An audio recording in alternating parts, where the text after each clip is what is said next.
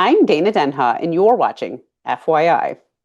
In November of 2024, city voters approved the creation and use of the Sustainable Energy Utility, an innovative new way to energize the places that make up Ann Arbor.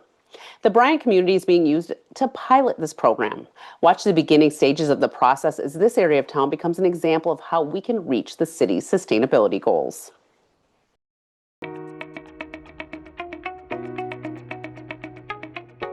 The Sustainable Energy Utility is going to own and operate District Geothermal here in Bryant and hopefully all over the city. Geothermal itself is about somewhere between 3 to 5 times more efficient than your standard gas furnace. Essentially what will happen is behind us here at Arbor Oaks Park, we'll be drilling a well field. It will have some large number of wells that go hundreds of feet underground. And then we'll have distribution lines, little pipes that go underground throughout the entire neighborhood, down every street, in front of every home, and a service line that runs from the street pipe into your home and into a heat pump that's essentially an efficient combination device, furnace and air conditioner. Having the opportunity to have some sort of technology that's going to keep you warm, it's going to keep you at a comfortable temperature, and it has the ability to save you money on your bills, that's kind of a win-win solution. And so it's a really good opportunity to advance our sustainability goals, advance our heating and cooling goals, and create good family-sustaining jobs in our community.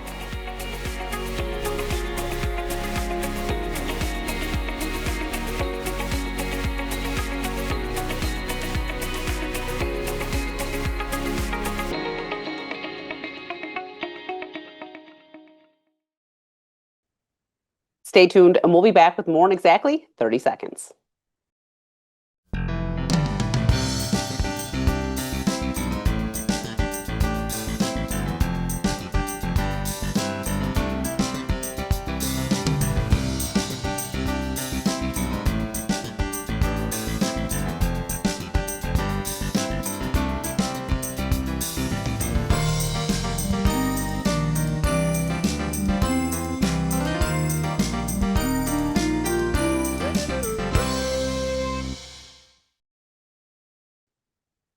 The Michigan Taiwanese American Organization, or MiTAI, brings cultural awareness and artistry to our local community through breathtaking performances, like when Amazing Taiwan stunned audiences at MITAI's Auditorium on the campus of Huron High School.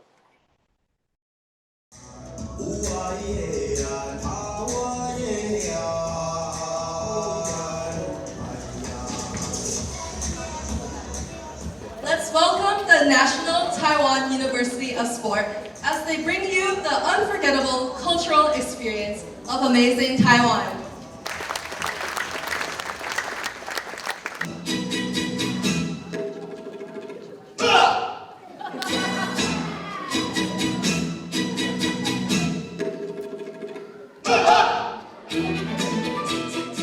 Is going to demonstrate Taiwan's culture and tell the Taiwan stories through art. I'm very happy to have this opportunity to come Michigan and Ann Arbor to perform the culture of Taiwan. And I hope you enjoy our performance, and we are very happy to be here. It's the first time our group come to Michigan. And this time we will show the warm hospitality of Taiwan to everybody in Michigan. I hope you enjoy tonight. Music and dance is very famous in Taiwan. There's a common language between the people. It's beyond the border of different countries. And through this kind of dance and performance, I think we can more understand each other.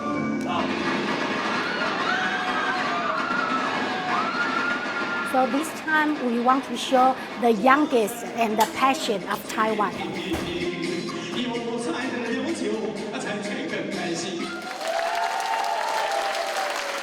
I hope that this kind of a show can increase people-to-people relations between Taiwan, United States, and Michigan, and right here in Ann Arbor.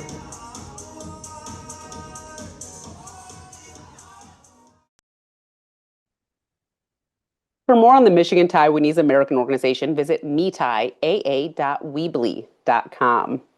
Questions are the first step to finding solutions to most issues, and the city is utilizing an AI virtual assistant to help with all municipal needs.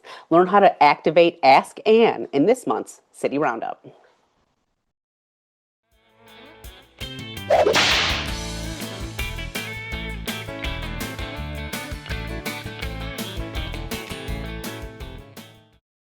The City of Ann Arbor has launched Ask Ann, a fully integrated and automated web chat assistant that helps people find information from the city 24/7. Ask Ann is built into a2gov.org, utilizing the technology behind large language models, or conversational artificial intelligence, which makes it easier for anyone to get quick answers to questions and find detailed information. Ask Ann understands and communicates proficiently in 71 different languages. To chat with Ask Ann, visit a2gov.org on a computer, tablet, or phone, and Ask Ann will appear on the bottom right section of your browser. Clicking the Ask Ann icon launches the chat window. Ask Ann also gives people the ability to message city staff if they can't get their question answered or are having difficulty. Want to know? Ask Ann. We all have been touched by cancer in one way or another. Maybe it's yourself, a friend, a coworker, or family. We know the toll it can take on the patient, as well as their support system. Ovarian cancer is hard to detect, and many are diagnosed in the late stages of this disease. But there's a local org that supports patients, survivors, and families and raises awareness for this deadly cancer. Joining me is Ashley Myers, event manager for the Michigan Ovarian Cancer Alliance, and Jennifer McCurdy with the Mother's Day 5K and Fun Run event committee, and an ovarian cancer survivor herself. Welcome to the show. Thank you for having us. Thank you. Yeah. Why don't you tell me what the Michigan Ovarian Cancer Alliance is and what they do? The Michigan Ovarian Cancer Alliance, we were founded in 2011, and we raise awareness for ovarian cancer, provide resources and support materials for those in need, their families, and we advocate for survivors and current cancer patients as well. So how and why was it started, and how has it impacted people? So one of our founders, Pam Dahlman, and her mother had ovarian cancer, and they decided to start this 501c3 nonprofit to support those that are in need of an advocate on their side, because it is an under-researched cancer. And when Pam's mother unfortunately passed away, she kept this organization going, and a lot of people banded around her, and we are still here 15 years later. It's interesting. I didn't realize how, the stats are on it. That people don't really find out till later on, and that there's not I didn't know any of this stuff, that there was not a great testing method. Why is this? Are we fighting to get, a test in place that we could maybe find out earlier, do earlier screenings? So they are there are a lot of research going on right now across different platforms, and they're trying to get that early detection test started so then we can prevent later cancer diagnoses. We can try to get them beforehand. Yeah, it just makes you think like women's health is always lagging behind, right? Like it's always something that like affects women that is like the last thing that we can do for them. So it's like ovarian cancer has obviously been plaguing women forever.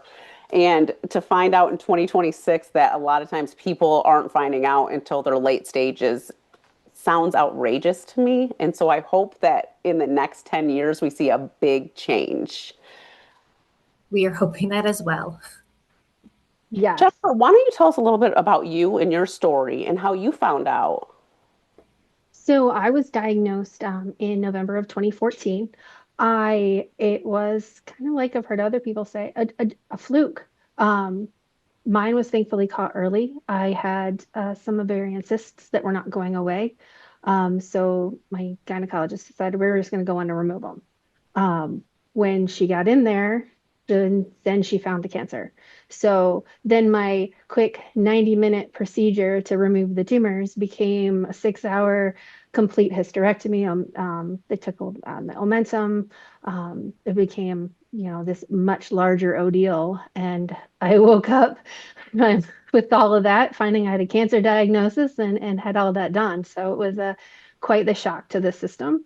The symptoms I didn't have any symptoms before that. I had some pain with the cysts, but they're so innocuous that people just don't, women especially, just don't put those forward. They don't talk about it because it's bloating, abdominal pain, painful urination, feeling full after you're eating quickly. Like, women don't typically go to the doctor for those kind of things, in my opinion. So we're busy. We've got kids, we've got lives, we've got things going on, and it's like thinking something like that doesn't not something that we usually do.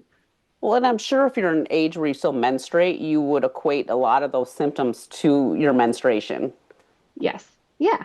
I mean, in the middle of, that time of the month, that's what happens. I mean, who doesn't feel bloated in their period? So, it's been a while since I've been there, but you remember. I remember. You don't forget. So, yeah. And then, like I said, I was diagnosed stage 1, so it was very early. I was 38 years old when I was diagnosed, so it was much earlier. I went through some genetic testing to make sure that for my girls, they weren't going to have issues. All of those came back negative, so it was just a kind of one-off oddball situation. So, yeah, it's craziness. But So you were here I am. proactive. You were proactive, and you're like, okay, let me do the genetic testing to make sure that my girls are going to be okay in the future, which is pretty amazing. Yeah, it is because it's because you don't know. Because some of the ovarian cancer strains and things are genetic. There is some family history, in other. It can be genetic. Mine was not. I don't have a family history of it. So yeah. What's the typical age range that women are diagnosed with ovarian cancer, or that you're seeing it happen in women? I want to say like late 50s and early 60s. I think MiOCA's website says the average age was like in their 60s. Sorry. Yeah, But so yeah, you were much really later. young. I was You were very, really young. Yes. yes, it was very early, which was why the oncologist recommended and fought for the genetic testing because I was so young. And the rough age is 63. So Jennifer was That's close. right on it. So, I mean, you talk about these symptoms that are very much feel like period type symptoms. Do you feel like when you were 38 that those symptoms were maybe now in hindsight a little bit different? So for maybe someone that is experiencing something like that maybe there was something that triggered that was maybe out of the norm, like, oh, my cramps are worse than they've ever been, or I don't know. I'm just wondering if there's some sort of trigger that like could help you. I think it's more having that awareness of your body and knowing what your normal is compared to what is actually happening. Because I think everybody has their own version of normal. So having that awareness of your body and what your normal is, and then being an advocate for when you know something isn't normal, talking to your doctor and making those appointments and making yourself that priority to fight for that. Because if you don't fight for it, I mean, who knows what's going to happen, No, and if you're not saying anything out loud, like even if you're, like you have a partner or a husband or something, and you're like not saying like, I'm feeling a little bit weird. If you're not even speaking these words out loud, you may never even go to the doctor about it, because that partner or that person in your life would be the person that's like, go to the doctor. What are you waiting for? Kind of thing. A lot of it is about having a community like the Michigan Ovarian Cancer Alliance to have people to talk to and stuff, like you, who had it young and at stage 1 and were able to get past it. And then maybe talking to people that are further along and helping them in their journey. Oh, 100%. MIOCA's, I have been an active participant in the support groups for years. There is a dedicated support group for women that were diagnosed younger. So because we have there's a lot different life stage than the normal time frame. So it's great to have that group of peers that are going through the same thing. And then to be able to provide that support for me being 10 plus years out for someone who is just coming in to provide some kind of like, oh my God, somebody's been here and done that and is 10 years out. So there's some hope that's provided. So, and then even this long, going through some of the other survivor events and things that MIOCA provides, I've learned that there is so much going on behind the scenes that I had no idea as far as research and government advocacy and teaching and with medical students and nurses and things that I had no idea. And it makes you feel very not alone in all of this. So it's like there's this hidden community that you didn't even know existed, that I didn't know existed when I was diagnosed, that throughout these years have come out through MIOCA. Yeah, that's great because I feel like, we talk about, you have your family that's a support system, but they can't relate. They don't know what you're feeling. They can be there to help you and be like, oh, I'll make dinner tonight. I'll take care of you. What do you need? I'm going to do this for you. But they can't feel the feelings that you feel. No, it is a 100% personal journey that there's some things that people can relate to, but unless you heard those words that you have ovarian cancer or even you have cancer, you can't comprehend. Mm-hmm. So it is a life altering, upside down sentence to hear. You mentioned that you did the genetic testing. For people that haven't been diagnosed, do you typically only do the genetic testing like, oh, my mom had cancer? Like, how does that work? Is it like someone in your family had ovarian cancer or breast cancer? Because I know they do that too. Like, what types of people would get these genetic testings to find out in advance what their risk factors are? For me, it was because the oncologist had said to get that done. I think from what I've heard, other people talk about the family history, if they have a known family history, if there's certain ethnic groups that are more prone to like the BRCA, which, increases breast cancer and ovarian cancer. They're kind of linked in those genes. So I think it's just learning your personal history and then again what the doctor is talking about. Well, tell me about, you guys do this Mother's Day 5K. Tell me what it's about, how long has it been around, and why people should take part in it. So it is on Mother's Day every year, which is an exciting spring day. We're hoping for sunny weather again this year. So it will be May 10th this year, and it is based on Pam Dahlman founding this race after her mother passed away, and she just wanted to celebrate her mother and continue that tradition. So we continue that today, and this year it's going to be held at Rolling Hills in Ypsilanti Township. And typically it was in Ann Arbor, but this year we're moving it to the park. And we want to enjoy the morning with survivors, friends, families, and anybody else who wants to come out and enjoy a morning run with us. And should be another fun day. My husband said something to me when I was prepping for this, and he's like, a 5K, and I'm like, it's also a fun run. Can you tell audience members the difference? Yes, so we have different options available for the non-runners. Like, I am not a runner; it's not my choice. But there is a fun walk and run that is 1 mile. So we start with a 5K option. We have the fun 1 mile run and walk. We also have stay at home for a cure. So if you can't join us, you can do your 5K at home and work up to that 5K. And then also kids 10 and under are free. So it's Mother's Day. If anybody has their kids and wants to join, 10 and under are free. So we have a lot of different options and support. And you should register in advance. Yes, if you register early, there is a discount.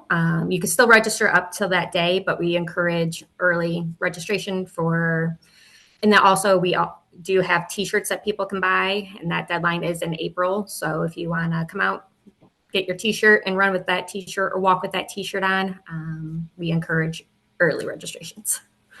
And survivors are free too? Is that Yes, right? survivors are free, yes. And we have a code for them, so all they have to do is reach out to us at MIOCA, and we would be happy to share that code with them. So are people then raising money? Yes, so for certain people that can and are willing, we encourage fundraisers. So you can individually fundraise or create a team at your work or amongst your friends, and they can become a team and raise funds for the Michigan Ovarian Cancer Alliance and further our cause. Is there a minimum amount that has to be raised, or you're happy with whatever people can get? We are happy with whatever. There is some encouragement with different levels, so you can win swag along the way. So we encourage certain levels, but we are happy with whatever anybody can raise. Jennifer, have you done the race? Fun run? I have walked the fun run. I've walked the 5K. I don't run.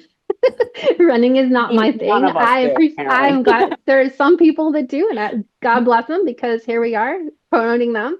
But for me, I have walked it. I have worked at it. I have, in the past couple years, handed out medals or flowers at the finish line, which is, I think, my favorite part. Like congratulating all these people, seeing all these survivors that have come across the line, and being able to hand them that token and that, camaraderie there. So it's been great. It is a very powerful experience, being around that many survivors, that many people, that much support. As a survivor in that regard, it's great to see that level of community action and support present. So it's great. You're 10 years out. Talk about why you still are a part of the organization and doing the Mother's Day 5K fun run, and why it's so important to maintain that relationship. I still take part because I can speak for those who can't anymore. Like, I can be that face to put out there for those that are no longer with us, that weren't able to catch it as early, that I have friends that I've lost along the way. So I want to make sure that, that for future, that we can kind of find this early detection, that we can get the word out, have the advocacy, so that there's more people like me that are 10 years out that were caught in stage 1 and not in the later stages.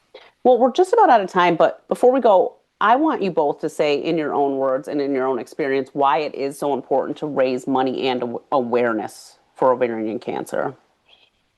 I have been lucky enough to work at MIOCA for the past year. I saw the teal ribbons, so I saw the job and I was like, this is something I could get behind. There's no ovarian cancer early detection test, and that is something I would like to help advocate for and help share those symptoms to spread the word, because most people do not know about this. And I think it's important to me, because as a survivor, I want to make sure that we get the word out, that the advocacy is happening on the government level, on the local levels, in the medical community, to be able to catch this earlier, so there's more survivors, more long-term survivors like me. And I think MIOCA is a great organization, with their levels of support, with their advocacy, with their support systems and various programs to help survivors and their families through all this. Well, I hope we all see in our lifetimes, but much before our lifetimes end, that this early testing happens for all of us, for your girls, for me, for my girls, for everyone. That is definitely our hope. Yes. Yes. Well, thank you both so much for coming on the show, talking about obviously something that we need to be talking about more of, because I didn't even know that early testing wasn't a thing. So let's keep up the good work. Yes. Thank you. Thanks so much. For more on this and other programs, visit a2gov.org/CTN. Visit youtube.com/CTN Ann Arbor to see all that we have to offer. And remember to like, subscribe, and ring that notification. Thanks for watching, and tune in next time to FYI.